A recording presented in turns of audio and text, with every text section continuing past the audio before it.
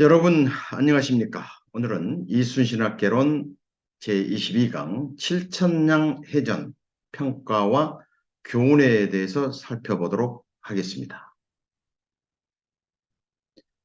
자, 우선 칠천량 해전 전에 정유재란이 1597년 1월 12일, 15일 이 사이에 발발을 했죠. 실질적으로 왜군들이 대마도를 떠나서 조선 바다에 침공하게 된 것은 12일입니다. 그래서 13일, 14, 15 이래서 왜군들은 경상, 부산 해역 일대에 진입 및 상륙을 했습니다. 자, 이 과정에서 이순신은 적을 막지 못한 책임을 지고 책임으로 어떻게 말하면 지휘 책임이죠. 지휘 책임으로 한성에 압송되어서 파면이 되고 물론 그 전에 파면이 됐습니다만은 제2대 통제사로 원균이 임명됩니다. 자, 그래서 이 과정에서 이제 칠천량 이전에 이 선조와 이 군 지휘부는 조선 수군에게 부산 타격 명령을 강력하게 내리게 되죠. 그래서 이 과정에 있어서 통제사 원균하고 도원수 권율의 군사 작전에 있어서 이견이 노출이 되고 심지어는 군 지휘부의 불화로 굉장히 어려운 상황에까지 처하게 됩니다. 이 과정에서 이제 칠천량 해전이라는 그 어려운 상황이 전개되죠. 자, 그러면 칠천량 해전 전에 이순신이 파면된 후에, 즉 원군이 삼도수군 통제사가 된 이후에 조선수군은 어떻게 변했는지 한번 살펴보도록 하겠습니다. 그래서 1월 달에 정유재란이 일어나고 물론 그 상황에서도 한산도의 군사 상황은 매우 안 좋았습니다. 정확한 어떤 데이터는 없지만 제가 나름대로 연구를 해서 이 조선 수군의 전선 수를 셈해 보면 이 전선 50여 척, 그다음에 협선약 50여 척으로 셈이 됩니다. 그리고 이마저도 실제로 조선 수군 병력이 부족해서 격군이 부족하고 실제로 싸울 사람이 그리 많이 부족한 상황이었습니다. 자, 이 상황에서 이제 이순신이 적을 맞아서 제때 출전을 못하고 또 물론 그 상황에서도 최철사 이원익 또 부채철사 한효수는 전라도 충청도까지 이제 이 현장까지 가서 병력 그다음에 전선을 징집하는 데 몰두하고 있었습니다. 그 과정에 있어서 적이 침공을 해버린 상황이었죠.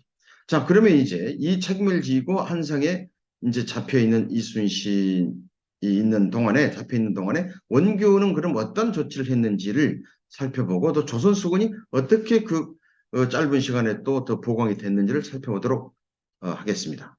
자, 우선 주목해야 할 부분은 바로 충청수사하고 전라우수사가 통제행에 복귀를 하게 됩니다. 제가 이 부분도 연구를 해서 확인된 사항입니다만은 이순신이 이제 정유재란 발발 직후에 출전하지 못했던 것 중에 하나도 바로 충청 병력하고 전라우수사 병력이 교대차 번영으로 돌아간 바람에 실제로 통제행에는 이 병력이 충분하지 못했다. 이런 말씀을 드릴 수가 있습니다. 그래서 이제 그 기록을 추적해 보게 되면 원균이 칠천량 해전에서 출전하게 될 당시에는 충청수사와 전라우수사가 이제 합류를 한다는 사실을 명확히 알 수가 있죠.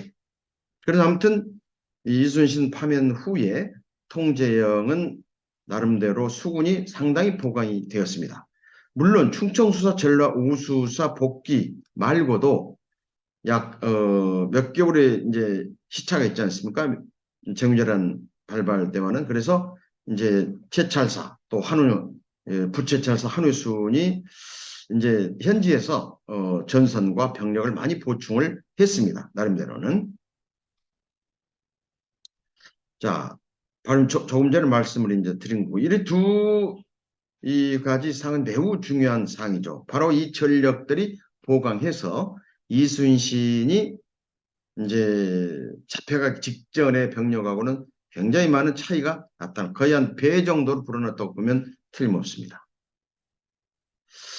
자, 그래서 그러면 이 칠천량 이제 해전이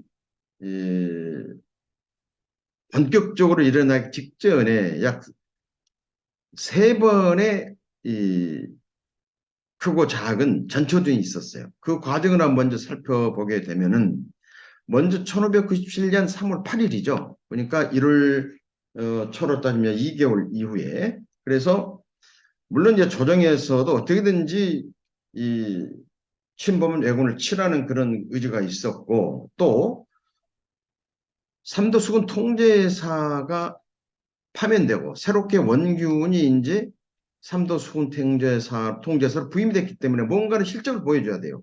그래서 이 거제도 물론 이그 카톡은 저기 거제도 그다음에 다대포 쪽 상륙 맞지 않습니까? 일부 상륙도 하고 그래서 이 거제도에 7월 이제 3월 7월은 그다음이고 3월 8일 날 이 거제도에 가서 적선 세 척을 납포하는 또 성과를 또 거둡니다. 나름대로. 그다음에 이어서 이제 끈질기게 이제 적들은 멀리 가지를 않고 보강이 됐죠. 앙골포라든지 다대포라든지 여기는 이제 정유전한 이후에도 보강이 됐다고 봐야 되죠. 그 전에 물론 이제 카토군이 오기 전에 양골포라든지 이제 웅포 여기는 적군들이 있었죠. 그래서 실제로 이제 정유전한 발발 후에 추가군이 이제 또 상륙을 했기 때문에 여기는 또 보강이 됐다고 봐야 됩니다. 그래서 7월 이제 6월 18일부터 약 19일까지 90여 척이 출동을 합니다. 이거 매우 의미 있는 기록인데요. 이제 약 1월 달부터 6월까지 약 5개월 동안 무려 이제 40여 척이 더 증강이 된다. 이렇게 볼 수가 있어요. 그래서 이 부분은 우리가 또 연구를 해야 할 매우 중요한 부분입니다. 무슨 이야기냐면은 이순신이 차려했던 당시, 그러니까 파면되기 직전에 한산도의 수군의 병력 규모하고, 그 다음에 원균이 이제 교체되고 칠천량 해전 직전까지 이 수군이 얼마나 보강이 됐는가, 이 수군 수 규모는 또 매우 중요한 의미를 갖고 있기 때문에 여기에 대한 정확한 또 나름대로의 연구는 다음에 또 여러분들께 공지할 기회가 있을 겁니다. 아무튼 간에 6월 달에 이 안골포하고 가덕도, 바로 여기죠. 이 안골포, 또 가덕도, 거제도. 이곳은 뭐, 누차 제가 강조를 했지만 외적이 아주 자기 땅처럼 주둔해 있던 곳입니다. 여기서는 왜군과의 교전이 일어났습니다. 그래서 원규는 우리가 잘 아는 바와 같이 수륙 합동 작전을 여러 번 건의를 합니다. 물론 이걸 두고 이제 이순신이 있을 때 이순신이 합동 작전을 건의한 것을 이제 원균이 또 이런저런 이야기를 했다는 설도 있습니다만은 아무튼 원균도 수륙 합동 작전 건의를 했고 이걸 묵살을 당합니다. 그 다음에 또 이제 본격적으로 1597년 7월 4일부터 7월 8일까지 세 번째 이제 전초전이 일어나는데 이때 매우 손상이 컸어요. 그래서 이제 7월 5일 날, 7월 4일 날 한산도를 출항해가 7월 5일 날 칠천도에서 하룻밤을 세우죠. 그리고 이제 이 영등포를 거쳐서 옥포, 거제도, 옥포에서 하룻밤을 자고 여기서 바로 직진으로 해서 다대포에 가서 여기서도 한번 실적을 올립니다. 적선 8척을 분멸을 시키죠. 여기까지는 좋았어요. 근데 사실은 여러분들이 이제 항해를 해보면 확신하신 분들은 알겠지만 다대포하고 이 5, 6도라든지 태종대 앞 전령도 이쪽하고는 해상 상태가 상당히 다릅니다. 예. 특히 이제 7월 달 음력은 8월 달 아닙니까 이게? 그리고 7월 8일 날 여기에 이제 도착을 해서 여기서 큰 손상을 입어요. 갑자기 이제 여기 물론 노를 여서 여기까지 계산해 보면 한 10여 시간 갔을 거 아닙니까? 그래서 여기서 이제 갑자기 조종 성능 이 판옥선 조정 성능 바람에 이제 취약하죠. 그래 여기서 이제 그 조정 성능을 잃어버리고 또 설상가상으로 여기서 또 이제 대마도에서 왜군이 이쪽으로 왔죠. 여기서 이제 조우를 하게 돼버립니다. 그래서 대패를 하죠. 20회 수건샘이 굉장히 커요. 예, 그래서 이렇게 이제 다시 물러서 왔습니다. 자, 여기서 한 가지 매우 중요한 부분이 이제 있습니다. 여기서 이 설명력이죠. 예, 이 매우 주목을 해야 할 부분인데 여기 나갈 때 출전을 할 때 제가 연구한 바로는 원규는 여기에 따라가지 않습니다. 예, 왜냐? 실제로 원규는 줄기차게 수륙 합동 작전을 요구를 했는데 이제 조정이나 이제 도원수는 단독 작전을 하라고 그랬어요. 이 불만을 품고 이제 출전하지 않습니다. 대신에 원군 통제사 이하에 있는 경상 우수사하고 전라 우수사 충청수사가 출전을 하게 됩니다. 여기에. 그래서 제 연구 결과로는 원균하고 전라 좌수군은 여기에 따라가지 않은 걸로 나타납니다. 네. 자, 그래서 이거이 굉장히 큰 이제 문제가 됐어요. 이것이 이제 7월 4일, 7월 8일 이 해전이 굉장히 문제가 됐고요. 그 다음에 여기서 이제 7월 11일 날 문책을 받습니다. 권양으로 도원수가 있는 권양으로 이 원균 출두를 당해요. 그래서 명령 불복종 또 문책을 당합니다. 그래서 여기서 이제 7월 4, 7월 8일 날 출전 및 참전 문책을 당하고 여기서 이제 우리가 전장을 맞았다는 그런 설도 있습니다만은 저는 믿고 싶지는 않습니다. 그게 아무리 미워도 이 통제서를 권장을 때렸을 리는 없다고 저는 생각이 돼요. 네. 자, 아무튼 7월 12일 날 돌아와서 바로 원균 자존심이 여기서 발동이 됩니다. 뭐 여러 기록에도 나옵니다만은 그냥 홧김에 출전을 한다 이렇게 이제 이야기가 나오죠. 그래서 칠천량 정박을 하고 옥포로 이동해서 부산 타격을 하면서 실패를 하고 다시 돌아와서 이제 칠천량으로 7월 14, 16일 날 돌아와서 교전을 해서 여기서 이제 조선수군이 괴멸된다. 또 이 과정에서 경상우수사 배설이 10여 척을 이끌고 도주를 했다. 이렇게 이제 스토리가 전개되는데요. 또 한 가지 여기서 전선 10여 척 끌고 왔다, 12척 끌고 왔다, 여러 가지 이제 기록들이 나옵니다. 그런데 제가 정확하게 이 부분을 말씀드린다면 절대 10여 척을 끌고 올 수 있는 상황이 아니었습니다. 이것도 우리가 몰랐던 이순신 북코리아에서 나온 제 책을 보시면 상세히 설명을 해놨는데 6척, 만에 7척입니다. 그리고 나머지는 전라 좌수영 예야 거하고 우수영 전라 우수영 배 군함 저거 합해서 13척이 되는 겁니다. 예, 이 부분은 여러분들이 별도로 책을 한번 살펴본다든지 또 제가 기회가 있으면 이 부분에 대해서 한 꼭지해서 강의를 하도록 하겠습니다. 아무튼 12척설은 전혀 사실이 아니라는 거 10여 척, 10척도 안 된다는 사실은 팩트에 의한 기록에 의한 사실입니다. 자, 그러면 이제 이 점을 한번 살펴볼까요? 물론 칠천량 해전 관련해 가지고 여러 가지 이제 여러 이제 기록들도 있고 하는데요. 간단히 심플하게 보겠습니다. 해전이 뭐 지금 상세하게 하기는 또 그렇고요. 자, 그래서 일단 기본 개괄적인 것만 살펴본다면 12일 날이죠. 한산도를 출항해 이 노선이었을 겁니다. 이건 뭐 기존 뭐 루틴한 항로이기 때문에요. 그래서 이제 전초 기지라고 생각했던 이 칠천도 여기서 1박을 하게 되죠. 그리고 바로 7월 4일 날, 7월 8일 날 똑같은 코스입니다, 이게. 여기서 이렇게 갔다가 이제 여기 옥포 여기서 직항로로 이제 바로 이제 진격해 가는 그런 상황이었죠. 7월 4일 날도 여기서 어떻게 됐습니까? 7월 4일도 여기서 이제 전령도 태경도 앞으로 가면서 그때는 다대포를 한번 거쳐갔는데 이번에는 다대포를 거치지 않죠. 그때 이미 한 일주일 전에 20척이 이제 격파당했지 않습니까? 그래서 바로 여기서 이제 또 원균과 조선 수군이 총합동으로 해서 진격을 하게 됩니다. 예, 타격을 하러 가요. 근데 여기서도 또 마찬가지입니다. 한 20여 척 손상.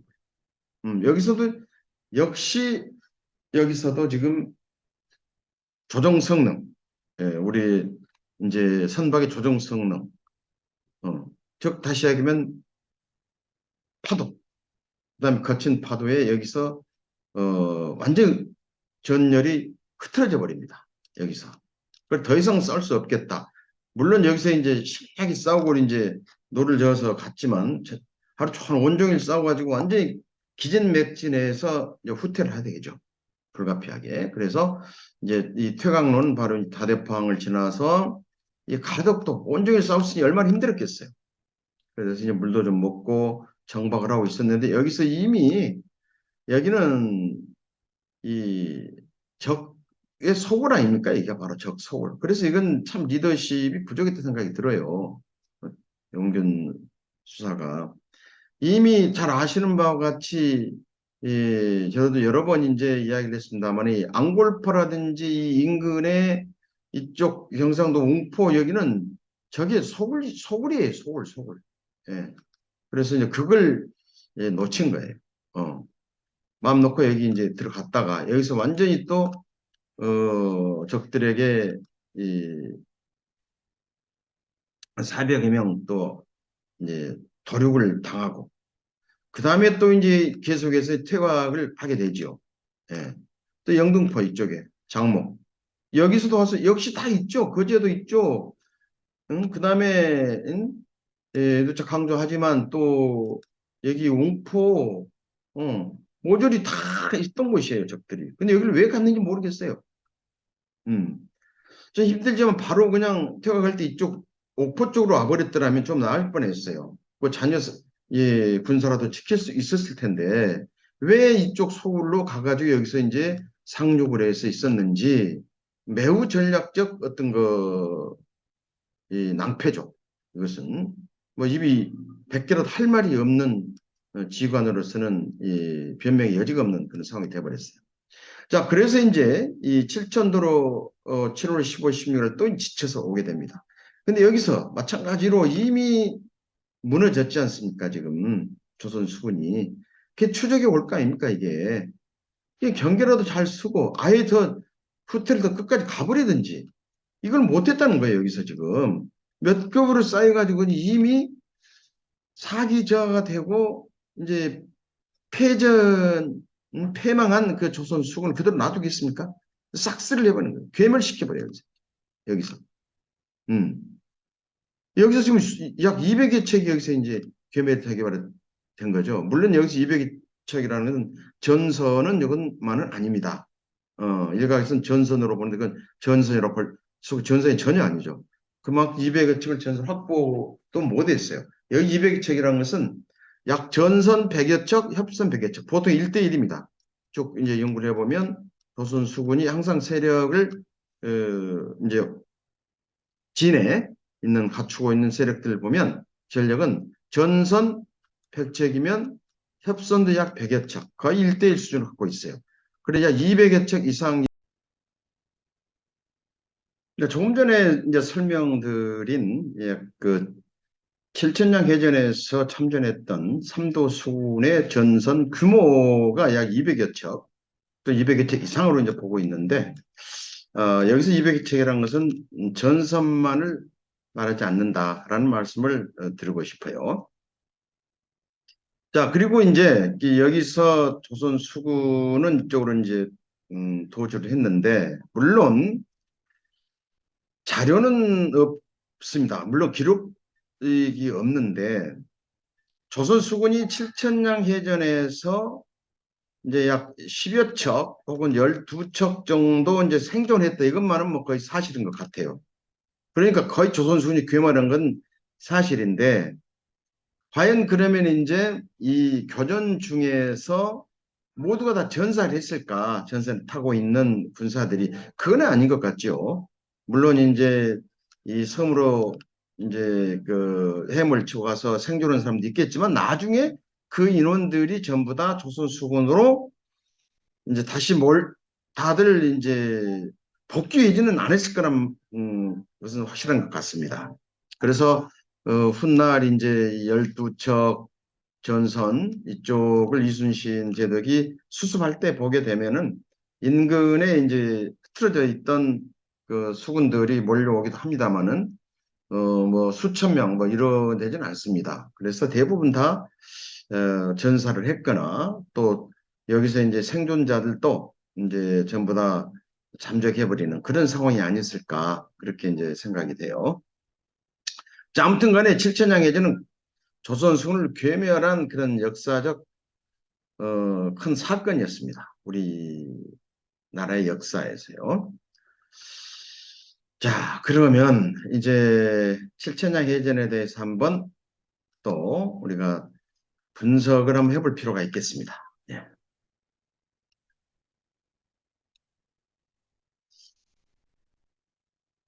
자, 우선 칠천량 해전에 대한 연구가 의외로 많이 안 되어 있습니다. 지금까지 제가 이제 쭉 이순신의 해전을 연구하고 또 이순신의 어떤 우리가 몰랐던 그런 상황 어떤 것들을 발굴하고 연구해서 공지도 하고 해왔습니다만은 칠천량 해전에 대해서 뭘 폐전해서 그런지는 모릅니다만 의외로 연구 결과가 많이 없어요. 음. 자, 아무튼 이 칠천량 해전 결과에 대해서 저는 이렇게 이제 이 평가를 합니다. 이 패전은 여러 가지 요인이 있죠. 어, 특히 저는 이제 지휘 체계의 문제점, 이 노출이 무엇보다도 크다고 봅니다. 핵심 지휘부였던 조정이나 물론 사실은 거기가 전쟁 사령부였죠. 비변사 그리고 국왕 그 참모회의가 그래서 어떤 지휘 체계, 이 국왕부터서 이제 도원수까지 이어지는 이 통제사까지 이어지는 이 지휘 체계가 문제가 있었다. 다시 이야기하면 어떤 준비가 제대로 되지 않은 상태에서 적을 이제 체험하는 그런 의지를 강하게 갖고 있어서 그래서 이 현장 지휘관들하고의 어떤 교류가 좀 부족했다는 분명히 보고 있습니다. 그리고 현장의 지휘관 건의를 묵살했어요. 물론 여기서 이제 이유는 제가 나름대로 분석을 해보면 있습니다. 대표적인 게 바로 이런 것이죠. 이순신 때도 그랬고 이제 원균 때도 그랬습니다만 경상도 쪽에 있는 이 앙골포라든지 그다음에 제포라든지 웅포라든지 그다음에 또 가덕도라든지 또 부산이라든지 이런 데에 이제 그 수군이 공격을 하면서 육군의 도움을 받기를 당연히 바랄 거 아닙니까? 그래서 이순신도 요구를 했고 물론 이순신은 그렇게 강력한 요구까지는 안 했습니다. 이제 안타까움만 이제 일기에 적어놨는데 원균 같은 경우는 굉장히 강력하게 요구를 했던 것 같아요. 실제로 했고 오죽했으면 이제 어 칠천량이든 전초전 세 번째 이 전령도까지 갈 때 본인은 빠져버렸잖아요. 화가 나가지고 이제 합동작전을 안 해준다고 그래가지고 근데 제가 연구한 바로는 당시에 육군에서 지원해주기 싫어서가 아니고 육군의 상황이 그렇게 못 됐습니다. 예. 상식적으로 생각을 해봐도 이미 적들은 이 경상도 해안 변방에 이제 깊숙이 들어가 있고 또 그까지 육군들이 쫓아가서 지원한다는 것이 그리 쉽지는 않았다. 사실 당시 육군도 굉장히 빈약했거든요. 그래서 불가피하게 이제 그런 상황이었는데 그래도 수군 이제 지휘관으로서는 육군에서 지원해 주기를 강력하게 원했고 그걸 묵살해버리는 조정이나 도원수한테 원균 스스로도 굉장히 화가 날 수밖에 없죠. 예. 그럼 그뭐 사실입니다. 제가 봐도. 그래서 오죽했으면 이제 항의도 해보겠지만 안 됐죠. 그래서 이 지휘 간의 묵살 문제도 매우 큰 패전의 요인이었다라는 말씀을 드리고요.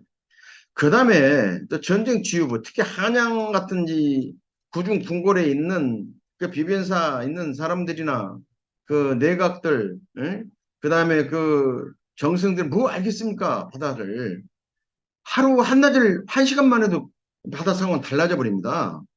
바다를 아는 생활을 했던 사람들은 금방 알아요, 그거. 여기서 출항을 해가지고 예를 들어서 지금 진해에서 출항해가지고 저 부산으로 가는 도중에 이 바다 날씨가 변해버릴 수도 있고요. 그 다음에 뭐 가덕도 출항해가지고 여객선 타고 가더라도 옥포 쪽에 가다 보면 그 변해버릴 수가 있어요. 예. 그래서 이 해상 상태는 정말로 모릅니다. 그래서 이런 해상 상태를 무시한 작전이었다. 물론 당시에 이제 그 무지한 것도 있었겠지만 이 어떤 그 정보를 취합해가지고 전달할 수 있는 그런 시스템이 없었기 때문에 이런 불상사들이 쌍겹으로 나지 않았나 그런 생각을 해봅니다. 그 다음에 뭐라 해도 전투 지휘관, 통제사 원균의 리더십 부족은 분명합니다. 예. 예를 들어서 우리가 원균을 이분법적으로 이순신과 비교해서 신랄하게 비판하고 하는 것도 저는 거기에 대해서 다른 의견을 좀 가지고 있습니다. 사실은 뭐 찬양할 수는 없지만 원균도 전사한 사람이고 이순신보다 오히려 군생활도 많이 했고 아무튼 간에 공록을 먹고 희생을 했던 사람이면 분명합니다. 다만 이제 어떤 그 인성이나 리더십 차원에서 문제가 있던 것은 사실이고요. 그래서 그런 것들을 너무나 흑백 논리로 해가지고 심각하게 그렇게 내쳐버린다는 것도 이제 어떻게 보면 전사자에 대한 A가 좀 아닌가 싶기도 해요. 제가 볼 때는. 그러나 군인으로서 지휘관으로서 부족했던 것은 분명합니다. 그건 비판받아야 됩니다. 지휘권이 부재해요. 오죽했으면 제가 가장 이제 원균 이 수사에 대해서 심각하게 생각한다면 이 군사 전략적으로 생각한 겁니다. 이것은 어떤 인성 이런 걸 떠나서 이순신하고 관계라든지 이런 관계를 떠나서 제가 보는 것은 그 견해보다는 군인으로서 화가 난다 그래가지고 위에서 자기 큰일 묵살했다 그래가지고 출전을 하는데 거기서 빠졌습니다. 네.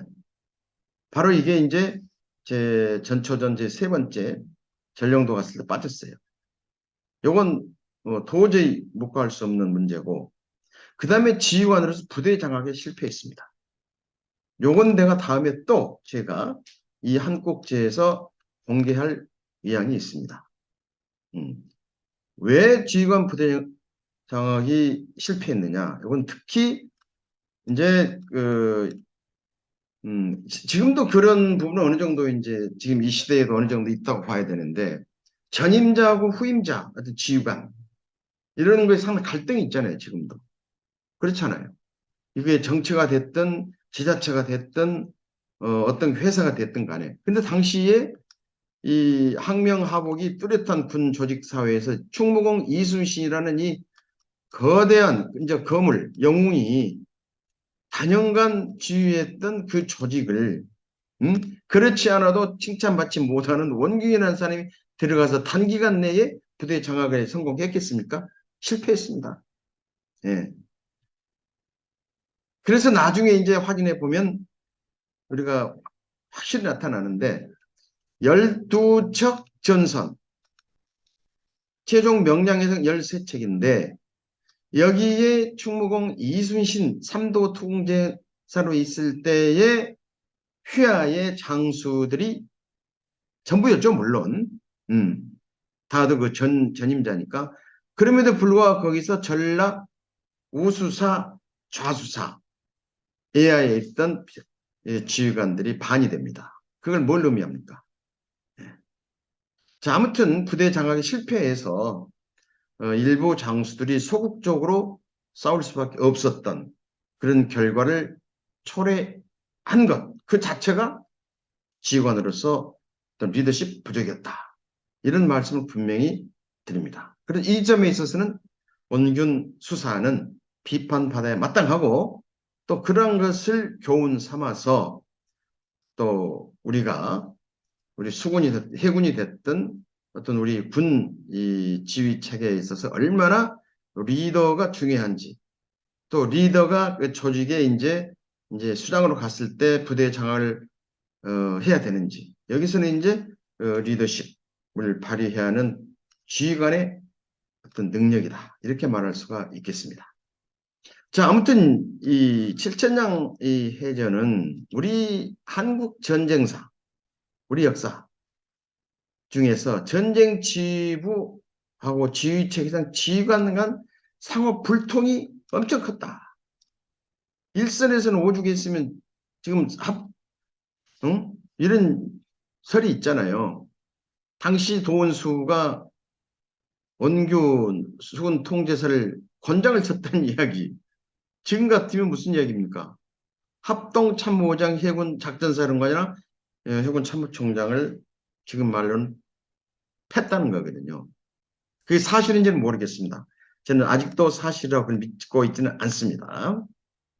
자, 아무튼 이 칠천량 해전의 교훈은 무엇보다도 현장 지휘관 요청 무시, 현장 바다 상황에 대한 어떤 무시, 전투지휘관 리더십 부재, 즉 한마디로 얘기하면 총체적 리더십 부재로 패전한 대표적인 사례다.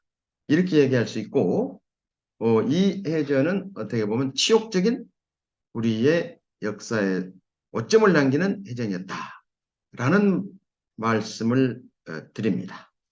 예. 자, 오늘은 이 칠천량 해전 평가와 교훈 이에 대해서 우리가 쭉 살펴보았습니다. 물론 여기서 이제 제한된 시간 내에 해야 되기 때문에 구체적으로 하지 못했습니다만은 이러한 것들은 여러분들이 또 책이나 또 이 여기와 관련된 앞뒤 강의를 이제 듣게 되면 훨씬 더 이해가 쉬우실 겁니다. 아무튼 감사합니다. 수고하셨습니다.